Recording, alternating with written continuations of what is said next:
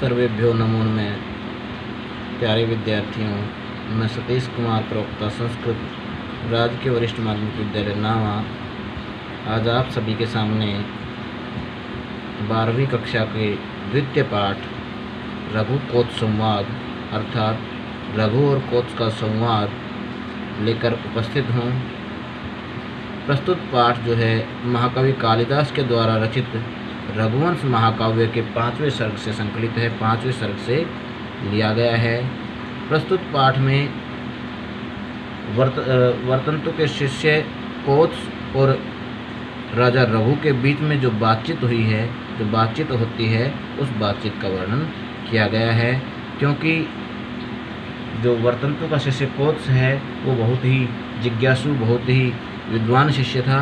उसने बार बार जो है उसकी शिक्षा पूरी होने के पश्चात उसने गुरु से बार बार आग्रह किया कि गुरुजी मैं आपको दक्षिणा देना चाहता हूँ, गुरु दक्षिणा देना चाहता हूँ।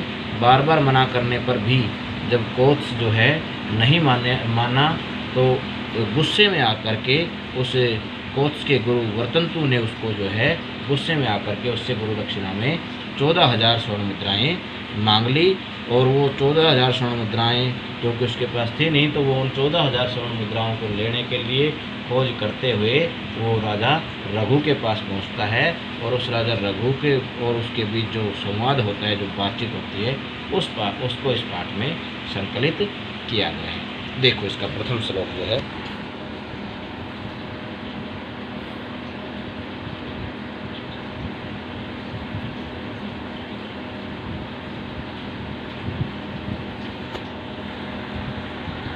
तम अध्वरे विश्वजीति, तम उस अध्वरे यज्ञ में विश्वजीति विश्व को जीतने वाले, विश्वजीत नामक तम उस अध्वरे यज्ञ में क्षितिसम पास में निशेष विश्राणित कोश जातम, निशेष विश्राणित कोश जातम जिसने अपना पूरा का पूरा कोश, जिसने अपना पूरा का पूरा धन दौलत जो है दान कर दी है। उपात विद्या जो कि विद्या प्राप्त करने में श्रेष्ठ है, जिसने अच्छी प्रकार से विद्या को प्राप्त किया हुआ है। गुरु दक्षिणार्थी गुरु को दक्षिणा देने का इच्छुक कोच वर्तंतु शिष्य कोच, वर्तंतु का शिष्य कोच क्षितिसम प्रपेदे उस राजा के समीप आया। तम अध्वरे उस विश्वजीत यज्ञ में निशेष विश्राणित कोश जातम जिसने कि अपना सारा का सारा धन संपत्ति, सारी की सारी संपत्ति, सारा का सारा खजाना दान कर दिया था, उस राजा रघु के पास उपात विद्या अच्छी प्रकार से विद्या को ग्रहण किए हुए गुरु दक्षिणार्थी, गुरु को दक्षिणा देना के इच्छुक वर्तंतु शिष्य कोच, वर्तंतु का शिष्य कोच जो है क्षितिसम प्रपेदे उस राजा के पास, राजा के समीप आया। दूसरा श्लोक देखिए इसका,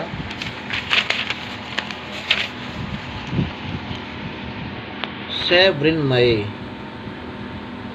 मृन्मये वित हिरण्यमयात पात्रे निधाय अर्घम अनर्घशील है।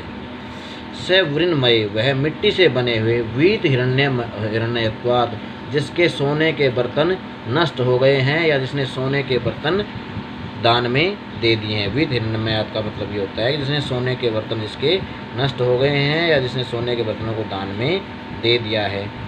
पात्रे निधाय अर्घम अनर्घशील है, और उस मिट्टी के पात्र में जो है उसकी अर्चना करने के लिए, उसको अर्घ देने के लिए जो है जो पदार्थ द्रव्य होता है उसको ले करके श्रुत प्रकाशम जिसने अच्छी प्रकार से श्रुतियों को पढ़ रखा है, जिसने वेद आदि शास्त्रों का अच्छी प्रकार से अध्ययन कर रखा है, यश सा प्रकाश है जिसका यश चारों तरफ फैला हुआ है। प्रत्युत जगह में आतिथ्यम आतिथ्य उस अतिथि का आतिथ्य सत्कार करके तम प्रत्युजगवा में उसके पास जाता है। वो राजा रघु जो है वो जिसके सोने के बर्तन नष्ट होने के कारण मिट्टी से बने हुए पात्र में उसकी पूजा अर्चना, उसको अर्घ देने के लिए जल डाल करके जो लाया है, श्रुत प्रकाशम जिसने सभी वेदों को अच्छी प्रकार से पढ़ रखा है, यशाम प्रकाश है जिसका यश चारों तरफ फैला हुआ है, प्रत्युत जगह में आतिथ्यम आतिथ्ये, आतिथ्यम आतिथ्ये, उस अतिथि का आतिथ्य सत्कार करने के लिए उसके पास प्रत्युत जगह में आया। तीसरा श्लोक देखो। तम अर्चित्वा, उसकी अर्चना करके, विधिवत विधिज्य, जो कि सभी प्रकार के विधिवत विधिज्य, जो कि सभी प्रकार के ज्ञान से युक्त है, जो कि सभी प्रकार के शास्त्रों को जानता है। तपोधनम, तप ही जिसका धन है। मान धन अग्रगाई, जो कि जिसकी गणना मनुष्यों के अंदर सबसे पहले होती है, श्रेष्ठ मनुष्यों में जिसकी गणना सबसे पहले होती है। विषामपति, वे प्रजा का स्वामी। विष्टभाजम आराध, कृतांजलिम कृतित उवाच।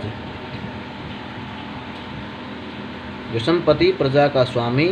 विष्टभाजम आरजात, आसन पर बैठे हुए जो है, कृतांजलि कृत्वा, हाथों से, दोनों हाथों से जो है, हाथों को जोड़ करके, अंजलियों को जोड़ करके, तम उवाच, उससे इस प्रकार से उवाच बोला।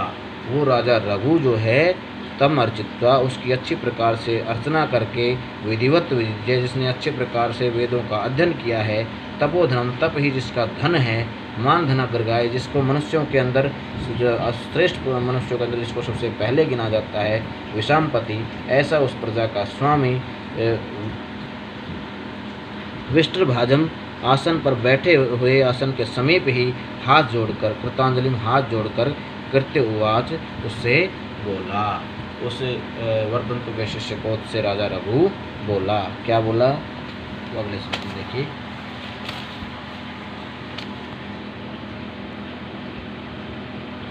अपि अग्रणीर्मंत्रकृतानां ऋषीणां कुशाग्रबुद्धे कुशलिस् गुरुस्ते।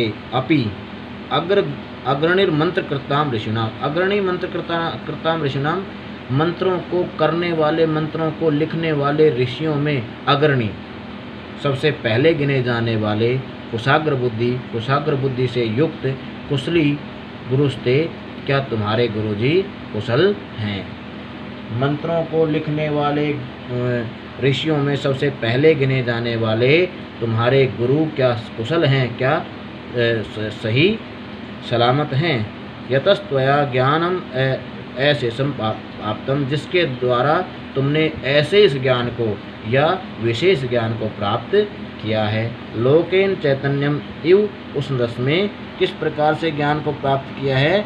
जिस प्रकार से जो है सूर्य मनुष्य संसार को चैतन्य चेतना देता है, उस रस में जैसे रश्मि, सूर्य कहते हैं, जैसे सूर्य इस संसार को प्रकाश देता है, रोशनी देता है, वैसे ही तो तुम्हारे गुरु इस संसार को रोशनी दिखाते हैं। इस प्रकार से तुम्हारे श्रेष्ठ गुरु हैं, वो कैसे हैं? वो कुशल हैं क्या? इस प्रकार से उसने राजा रघु ने पूछा।